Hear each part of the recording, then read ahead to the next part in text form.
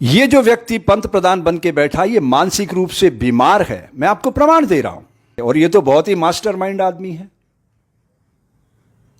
ये दोनों गुजराती अमित शाह और नरेंद्र मोदी प्योर बिजनेसमैन है। ये ड्रामेबाज आदमी है। ये सिर्फ एक्टिंग करना जानता है। आपको पता है 25 जून 1975 को क्या हुआ था? देश में आपातकाल लगा था और आज के पंत प्रधान अहमदाबाद रहते थे। नकली सरदार जी बनकर कच्छ जिले में भाग गए थे आदिपुर रहने के लिए। 21 महीने के आपातकाल के दौरान वो सरदार जी बनकर रहे, नकली सरदार जी। असली सरदार कौन होते हैं? जो धर्म के पथ पर चलते हैं, सत्य के साथ चलते हैं और पुरुषार्थ करते हैं, किसी के आगे हाथ नहीं फैलाते। ये होते हैं असली सरदार। चिड़ियों को मैं बाज बनाऊं, 1.25 लाख पे एक लड़ाऊं, फिर गुरु गोविंद कहलाऊं। ये गुरुओं के वंशज हैं, भगत सिंह के वंशज हैं। हम जब बचपन में, आज से करीब 50-52 साल पहले अबोध बालक थे, शाखाओं में जाते थे, कुशाभाऊ जी ठाकरे, बाबा साहब नातोजी, लाल कृष्ण अडवाणी जैसे बौद्धिक प्रमुख आया करते थे। कप्तान सिंह सोलंकी, वो हमें बताते थे कि सनातन संस्कृति का ध्वज अगर किसी ने गतिशील रखा है तो वो सिख कौम है। उन्हीं सिखों के वंशज 5 पवित्र नदियों की धारा से एकत्रित होकर दिल्ली के इस सीमा क्षेत्र में आ पहुंचे हैं, एक नया संघर्ष लेकर, किसानों की आवाज बनकर। एक मौका है हमें। भारत की आत्मा गांव में निवास करती है। ये कृषि प्रधान देश है। एक मौका है हमें देश को बचाने का। मैं ऐसा क्यों बोल रहा हूं? ये जो व्यक्ति पंत प्रधान बन के बैठा ये मानसिक रूप से बीमार है। मैं आपको प्रमाण दे रहा हूं, ध्यान से सुनिएगा। जब यह गुजरात का मुख्यमंत्री था, कच्छ में भूकंप आया था। उस समय वहां जिला कलेक्टर था प्रदीप शर्मा। उसने उस पूरे कच्छ जिले को दोबारा से नया बनाया, बसाया। तब एक लड़की के साथ इनका संबंध चल रहा था मुख्यमंत्री का, वो उसकी निगाह में आ गया था। वो आज तक जेल में सड़ रहा है। कुछ समय बाद गुजरात दंगे 2002, आपको तो याद होगा। एटीएस का प्रमुख था डीजी वणजारा। इस व्यक्ति के कहने पर अनगिनत लोगों को मौत की नींद सुलाया उसने। वो जेल में रहा।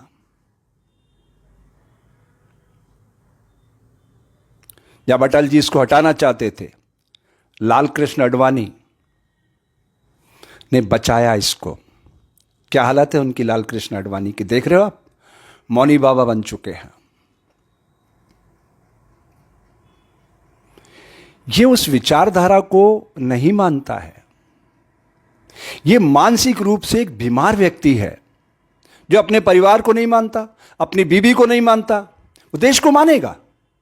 ये कैसा सोचते हैं आप? आज समय है जागने का, समाज को जगाने का। प्रमाण सहित बोल रहा हूं। ये जो गौतम अडानी है ना, 2000 में 20 साल पहले लेम्ब्रेटा स्कूटर पे कच्छ पहुंचा था और इस व्यक्ति के संपर्क में आया। तब वो तंबू का काम करता था, टेंट लगाने का। इसने अपना बिजनेस पार्टनर बनाया और कस्टम वालों के साथ मिलकर कागजों पे इन्होंने सरकार का करोड़ों रुपया सब्सिडी का लिया गौतम अडानी के नाम से। इसलिए आज वो इतना बड़ा आदमी बन गया है। गौतम अडानी लेम्ब्रेटा स्कूटर पर घूमने वाला, कस्टम के माध्यम से करोड़ों अरबों रुपए इन्होंने हेराफेरी किए, सरकारी सिस्टम की सब्सिडी की। वो गौतम अडानी इनका पार्टनर है, बिजनेस पार्टनर। तभी तो उसने चुनाव में अरबों रुपए लगाए इसके ऊपर। ऐसे कोई लगाता है? फेस उसका है, काम ये कर रहा है।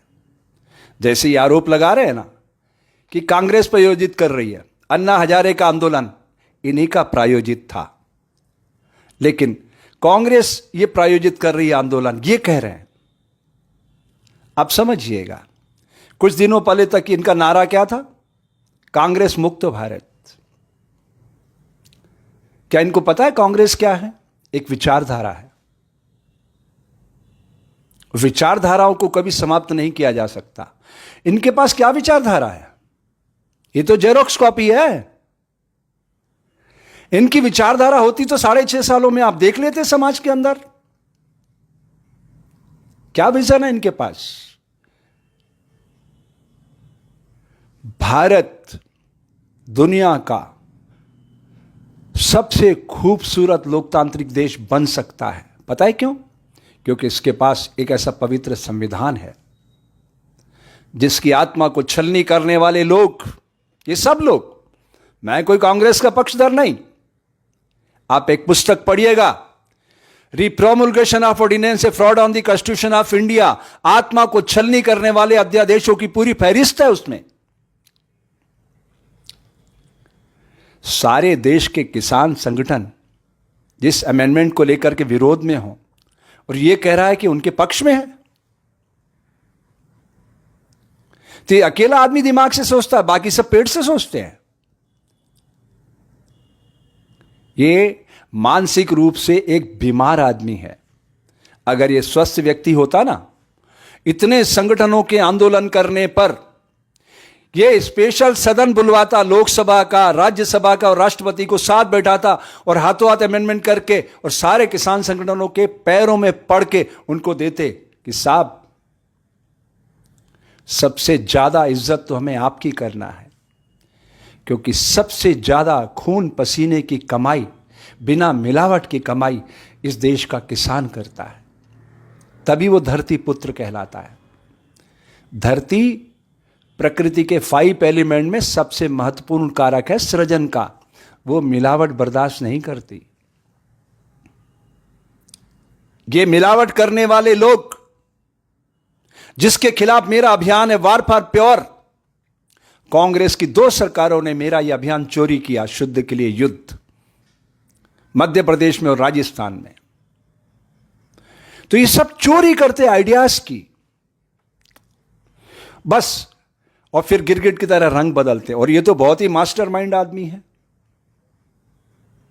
ये दोनों गुजराती अमित शाह और नरेंद्र मोदी प्योर बिजनेसमैन है, प्योर बिजनेसमैन। इनके दिमाग में अगर देश सामने होता तो इस गलती को तुरंत वो रिपेयरिंग करते। अपनी कंडीशन ठहरा के वो बात करना चाहते हैं। किसान सड़कों पे दम तोड़ रहे हैं, मजदूर सड़कों पे कोविड में दम तोड़ते रहे, बच्चे परेशान आंदोलन करते रहे। इनके सारे खोखले नारे आपके सामने हैं। नोटबंदी से लेकर आज तक जितना खेल खेला इन्होंने, ये ड्रामेबाज आदमी है। ये सिर्फ एक्टिंग करना जानता है। मैं आपसे पूछना चाहता हूं, अगर आपको देश के चरित्र को नापना हो तो आप साधु संतों को बुलाओगे या वैश्याओं को बुलाओगे? बताइए। वो वैश्याएं बताएंगी समाज का चरित्र क्या है, साधु क्या बताएगा? साधु को क्या पता है समाज के अंदर क्या हो रहा है? वो तो सरल होता है, कपास की तरह। वो वैश्या बताएगी समाज का चरित्र क्या है। इस समाज के चरित्र को नापने के लिए हमें दिमाग तक पहुंचना होगा। और यह व्यक्ति हर स्तर पे समाज को कमजोर करने में लगा है। आप देख लीजिए पिछले 6.5 सालों का इसका कार्यकाल, सारी लोकतांत्रिक एजेंसियों को नेस्तनाबूद करने में लगा है। यहां तक ही नहीं, इतनी मेहनत करके जिन संस्थाओं को खड़ा किया गया था उनको बेचने में इसने कुछ वक्त भी नहीं लगाया। ये प्रकृति ने एक मौका दिया है भारतीय जनता को, क्योंकि सामने एक ऐसी कौम आ गई है जिस कौम के पुरोधा क्या कहते हैं, चिड़ियों को मैं बाज बनाऊं, 1.25 लाख पे एक लड़ाऊं, फिर गुरु गोविंद कहलाऊं। उस परंपरा में भगत सिंह पैदा हुए, 23 साल का नवयुवक। मौत के फंदे पर झूलने से पहले कहता, ऐसी मौत मुझे मत दो, क्रांतिकारी की मौत दो, मेरे को अपनी गोलियों से छलनी करो, इससे बहने वाला रक्त बीज बनेगा, अनगिनत भगत सिंह पैदा होंगे और ये देश आजाद होगा। तो ऐसे पवित्र ग्रंथ के साथ जुड़े हुए लोग पवित्र भाव के साथ देश के दिल राजधानी में आ पहुंचे हैं। मैं देश के जन जन से अपील करता हूं, अगर आप लोकतंत्र के हिमायती हैं, आप चाहते हैं आपके जीवन का हर पल सच्चाई के साथ, ऊर्जा के साथ, मनोयोग के साथ भारतीय ऋषियों की परंपरा से जुड़े और सारी दुनिया को एकता के सूत्र में बांधकर सारी दुनिया खुशहाली के गीत गाए, तो ये अवसर है आपके पास। आपको मदद करना चाहिए इस पूरे आंदोलन की। और ये आंदोलन भारत की आत्मा का आंदोलन है। भारत की आत्मा गांव में निवास करती है और गांव की समृद्धि के लिए ये सारी लड़ाई है। अगर इस लड़ाई को हम चूक जाते हैं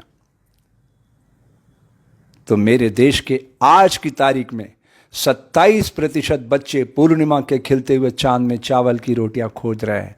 वो प्रतिशत और बढ़ता चला जाएगा और बढ़ता चला जाएगा। उसको रोकना है तो इस आज़ादी के आंदोलन को, ये फिर से एक नई आज़ादी का आंदोलन है, क्योंकि ये मुट्ठी भर लोग प्राइवेट कंपनी बनाकर देश को अपनी जागीर समझ रहे हैं। विचारधारा की लड़ाई नहीं है। उन सब के मुंह पर ताले लग गए हैं। वो कप्तान सिंह सोलंकी कहां खो गया, लाल कृष्ण आडवाणी कहां खो गया, उनके मुंह पे ताले लगे हैं। कमाल की बात, उन सिखों की वकालत करने वाले लोग, सिख का मतलब सीखने वाला है। आप देखिए वो आपको क्या सिखा रहे हैं। कभी किसी के आगे हाथ नहीं फैलाते, पुरुषार्थ करते हैं और पुरुषार्थ के बदले में समाज में सेवा करते हैं, सबको खाना खिलाते हैं। यह हरित क्रांति का नारा पंजाब और हरियाणा से अमली जामा पहन सका। यहां पुरुषार्थ पनपता है। तो इन सब के साथ मिलकर खड़े होना है और इस मिशन को आगे बढ़ाना है। धन्यवाद। जय हिंद, जय भारत।